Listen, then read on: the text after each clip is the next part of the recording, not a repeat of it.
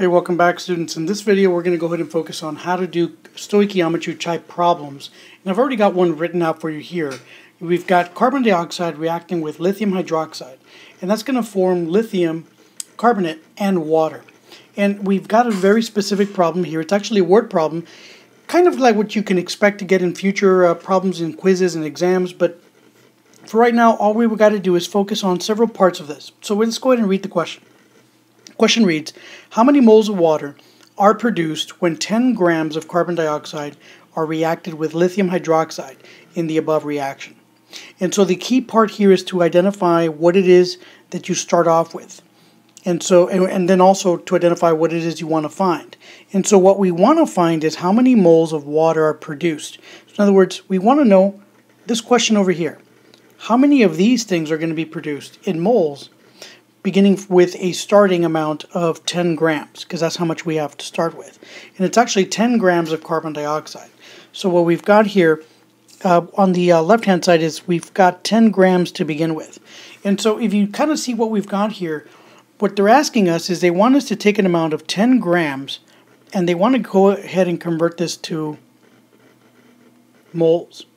And so as you've already imagined, we are going to have to go ahead and convert from grams to moles first before we can figure this out. So let's find out how many moles 10 grams of carbon dioxide actually is. And then once we know that, we can use a mole ratio to figure out how many water moles we've actually have. So let's go ahead and do this first. Let's convert 10 grams of carbon dioxide to moles. Okay? And so let's go ahead and do this. We begin with 10 grams of carbon dioxide.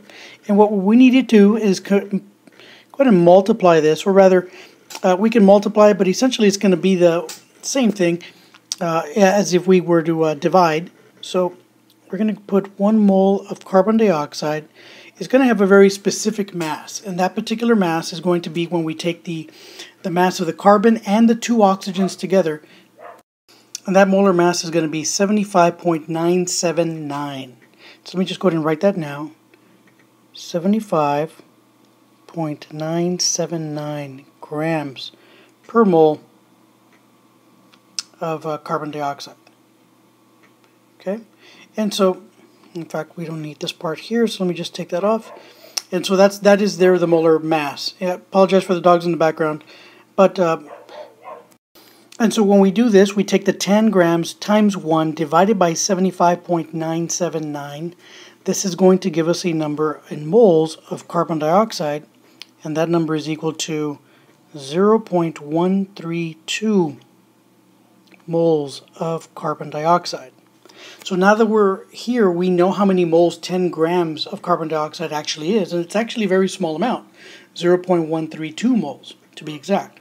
So now what we do is we use the actual mole ratios, and in order for us to get the mole ratios, we got to make sure that our equation is balanced.